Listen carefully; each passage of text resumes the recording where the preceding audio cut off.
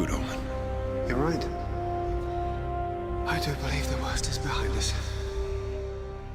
Something we do on every film that we make is to build in what we call pickup shooting, which is basically 2, 3, 4 weeks of additional shooting at the end of the main shoot of the movie.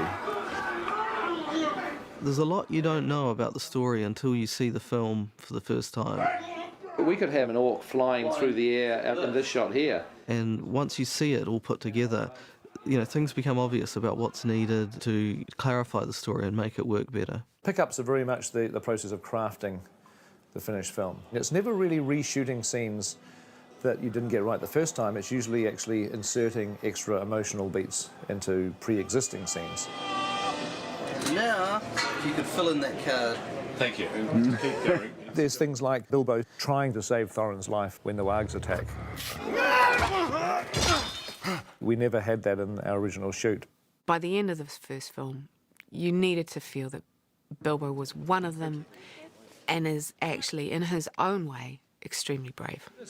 It's got to be kind of vulnerable and endearing the way this little hobbit just kind of throws himself in there and risks his life to try to save Thorin. And so having Thorin taking on Azog by himself is great, but then once he gets knocked to the ground, we wanted Bilbo to stand up and find his courage, to be that little hobbit who is able to step forward with his sword and tackle the orcs. Do the classic sort of thing, which is like a 1, a 2, and on the third it comes.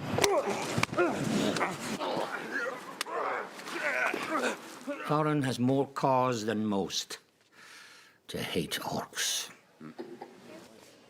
And often the cutting process is taking place at the same time as the pickup shoot. So you're only finding out today what you need tomorrow. Let's just whack him in here for the time being. So we've got 2 weeks to shoot all our pickups, and basically we're spread out over 4 stages, and we're bouncing between each one of them, or maybe even 2 sets in a day. And as a rule, you're not building a whole set, you're building a piece of set that is sufficient to shoot one close-up of a piece of dialogue that may be needed. Have you forgotten? A strain of madness runs deep in that family. His grandfather lost his mind. His father succumbed to the same sickness. Can you swear Thorin Oakenshield will not also fall? Great, we can cut. That's good. Thank you very much.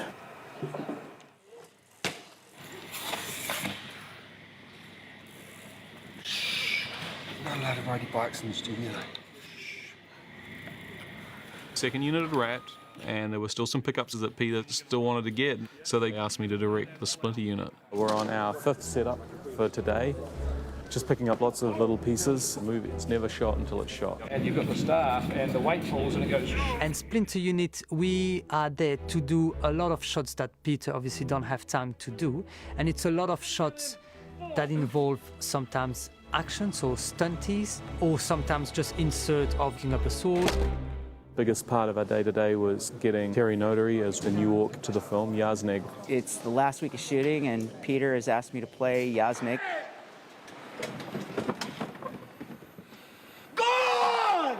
And Terry was given, I think it was something like 9 orcish phrases that we needed to record. And he got them that morning. So everyone needs a little help sometimes, even orcs. It was like, hey, there's new lines. Oh, great. They're in black speech. Oh, greater. Tolkien, baby. Tolkien, baby.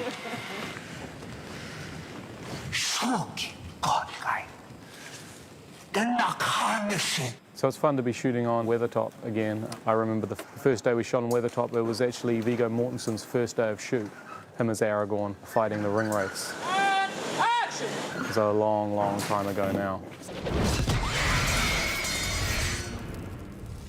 Nessun dorma, furia principessa, nella tua fredda stanza.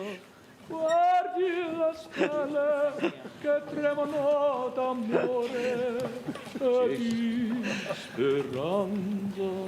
Okay. Standing by, shoot, and 3, 2, 1, action! We did! We did! We did! cut! Mark, you'll be on the match of the wire, and you'll basically just be kind of holding his Why don't you leg. shout? Because Fucking shout. Mark, so we're doing your fucking close-up. So shut the fuck up, take the wire out, have a glass of water, chill down. If not, you won't be up for your stuff this afternoon. Mark always gives me a lot of trouble, but I give him a hard back. And Adam, you should be there, grabbing his foot, and we'll just do his fucking close-up. You all right? There will be cut from the movie anyway. So,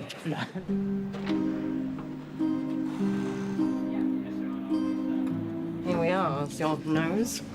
Lovely. Peter usually does a cameo in all of his films, and he left his one for the first movie till the last minute.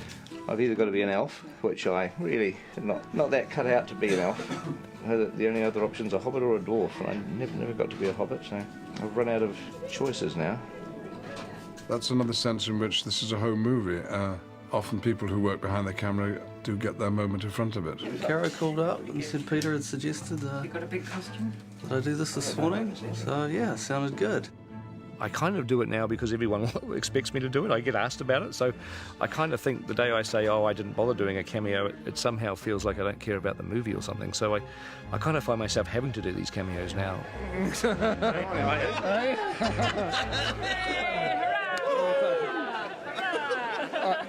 I'm taking one for the team here. True courage is about knowing not when to take a life, but when to spare. And then we'll go into the sword pulling. But I mean, if you just start that action, Martin, it'll give us a cut into what we've already done. Thank you. Thank you. I'd rather get my direction from Peter, but if you could send Peter in. Who is this? That little wanker's. He's just standing. That little wanker's taking some time off. Yeah. Jesus, that sounds like Kieran. He's got a real man now. I was directing the Splinter unit when Peter and Jabez do their cameos as dwarven refugees. It's complicated directing the director of the film in his own film. You want to be trekking with me for a while. We were thinking that we'd spend a lot of time If you have to get some Richard in the shot, Richard's that's not fine. so important. Sorry, Pete's a wonderful performer and he gives it a lot of energy. But sometimes, he sort of purposefully manages to find ways to hog the screen time. If you could look more worried. Worried? But carefree. Carefree but worried. Yeah. Okay. All right, thank you very much. Go away. Thank you. Camera set. Quickly! Run! Run for your lives! Not only does he have a limp, but he actually turns towards camera and stays looking past camera, then reveals Thorin. Is Richard pushing me out a bit too quickly? You've got to linger on me a bit longer, Simon. Linger longer? Come on. There's a mischief to him which I have not seen in other directors, which I think is maybe what defines him a wee bit from other directors. Pete, stop it.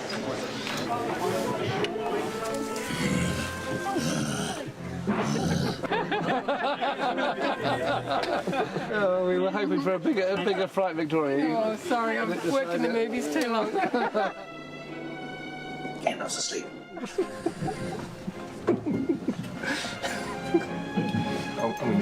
Action. Action. Peter, I always called a 12-year-old with a beard. Do you know what I mean? Because he is literally, he's just doing what he wanted to do pre-beard. Do you know what I mean? And probably with no difference. Like, there's just no, it's just got more toys. You know what I mean? Don't want to get up the back here. There's room on my horse for two. Two little boys had two little toys. Each had a wooden horse.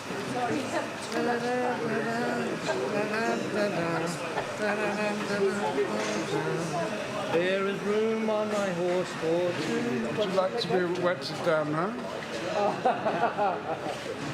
That's what I said. I said, quick, get the hose. Get the hose out.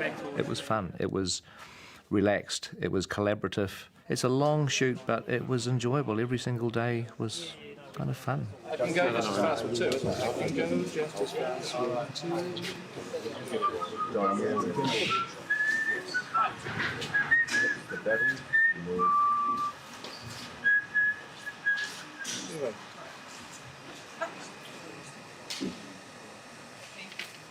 We shot for 266 days. And, you know, it's a big piece of your life that you spend making these films. And the end was in sight, and so I just wanted to make sure that we ended on an up note, really. You're not a volunteer, you're conscripted. Where do you want me? Oh, just anywhere you want to make yourself comfortable. You know, I loved everyone that I worked with. We had a great cast, great crew, and we were in a kind of a giddy mood. Go on action 2. Okay, all right.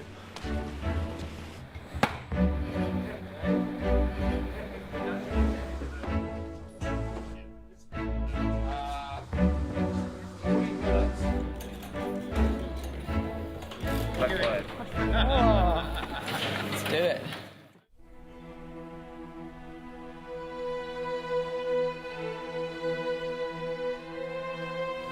The last sun of the last day. Yes, stop. So we are on the last day of shoot.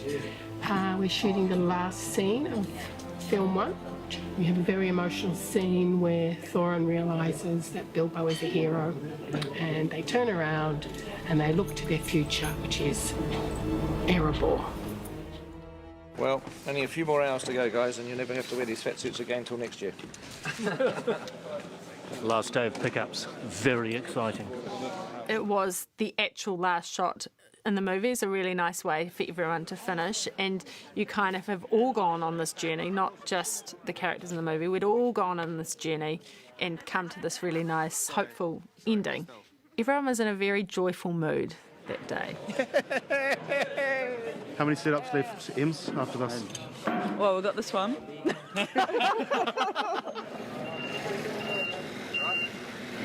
Still happy holding it? Production manager has Gandalf stuff. I'm a bit worried. She might steal it. I've got my eyes on her.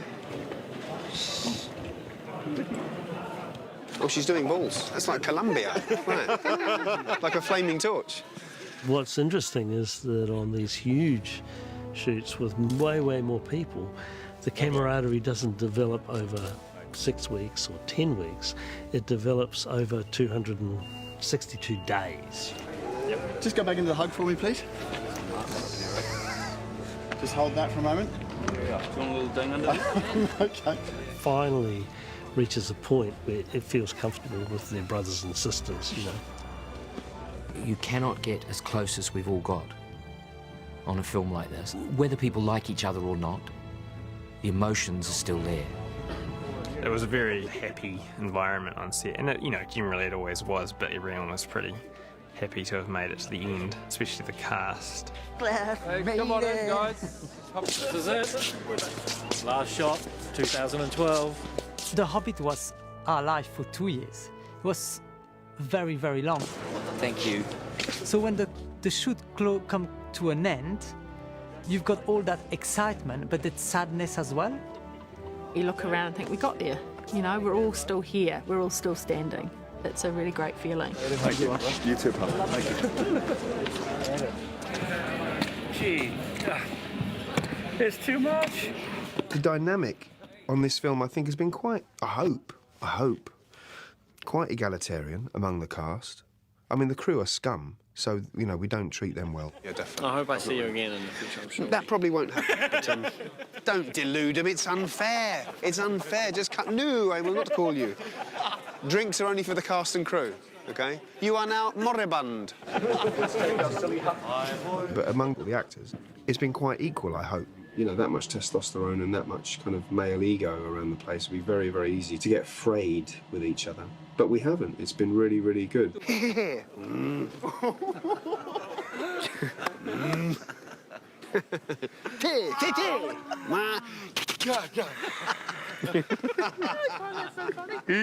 Literally, I suggest you use the peak of Ian's hat plus another 3 or 4 inches to be where you look. Don't look Ian in the eye. Just Never look in the eye. Above his hat. No, he's on his contract. He doesn't want to make any eye contact with it. Thank you, Peter. Shall we give it a go? Shall we? Lie down.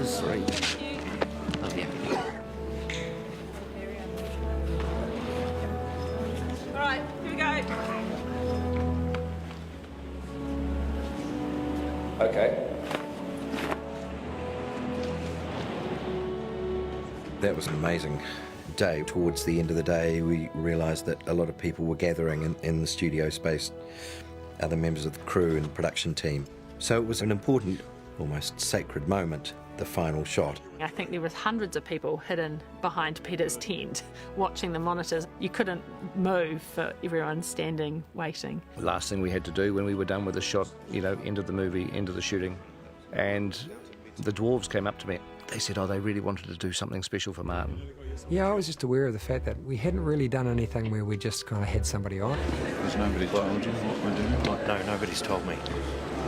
We set this thing where we had a code from Peter, and that it was the last take. Because Peter was always saying just one more for luck. And let's just do one last one for luck. Should we just do one more for luck, Richard? One last one for luck, that's great. We just do one last one for luck. One last one for luck, that's good. And I said, instead of that, without telling anyone else, can we just do one more for extra luck? One more for extra luck.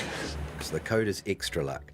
When you hear that, you know that, in fact, this is the one we're going to do it on. So I just thought it would be really nice, without telling Martin, to give him a bit of a send-off and say thank you for doing such an amazing job being our Hobbit.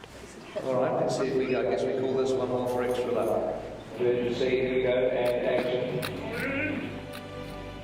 And we played the whole sequence out, so Thorin, Richard went up and hugged Bilbo. Did I not say you were a burden? You would not survive in the wild? You had no place amongst us. I have never been so wrong in all my life.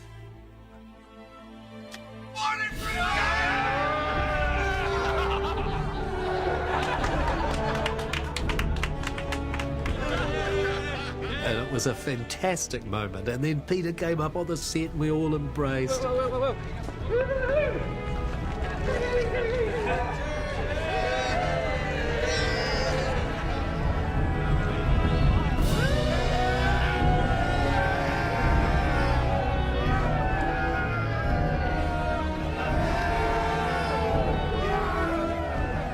Well done, mate. Well done. Well done. Well done. God, you guys have been amazing.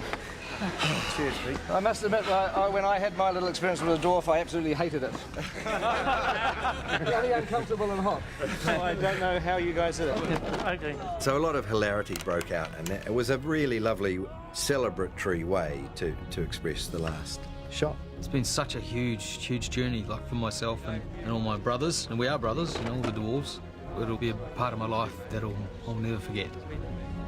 Pleasure, well done. God, you've had to put up with some shit. It's going, I'm taking it off. I'm taking it off. All right.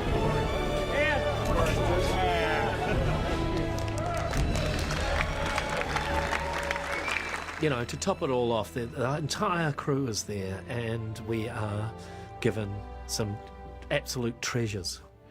So we were given a reverential remembrance of a piece of equipment that is important to us. I was given my boar spear, which I loved. That's what you I always love want. that. It's the slingshot. I think it might be. Thank you very much. Thank you, sir. But this is a very, very special gift. Lego figure! One of the most exciting things for me was Lego Biffa. The hottest two dwarves on the planet. Look at the hammer! It's so huge! And I showed it to my daughter when I got home, but she's not allowed to play with it. No, it's mine. We all got a back of one of these chairs with our name on it. All I need now is a chair to go with it. Oh, sorry. Do as you're told. Do as you're told. The leader of our company, Thorin Oakenshield.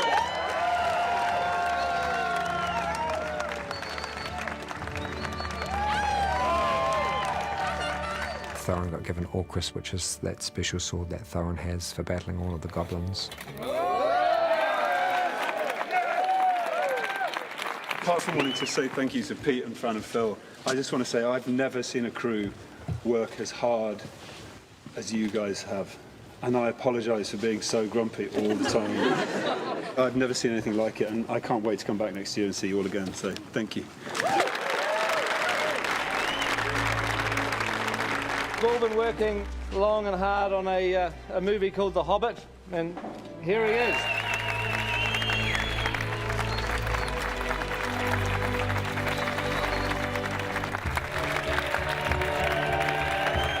Jesus Christ. Is that Kieran?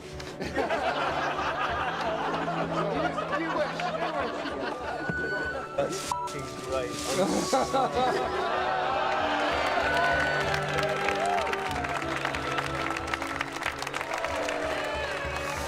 This has been my home for 18 months, and if I've got to be away from home, which I have, that's contractual, then I couldn't imagine anywhere that would make me feel more welcome and more warm, with a load of people, cast and crew, production, and that's a hard gig when we're on the other side of the world, so thank you so much.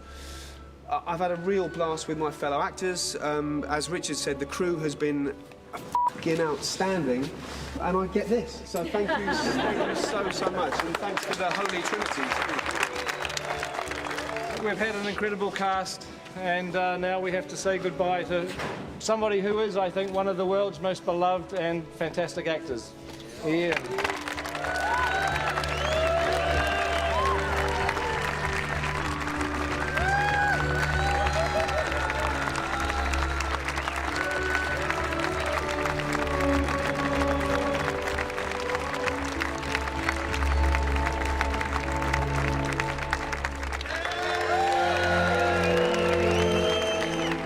When I first met Peter in London with Fran, you know, it did cross my mind that they were a little bit hobbity.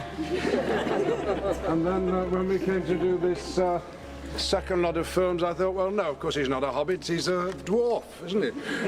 But actually, the truth is that he's a wizard, and the greatest wizard of them all. And working with you, Peter, and everybody here, and completing these films is better than winning a gold medal at the Olympics.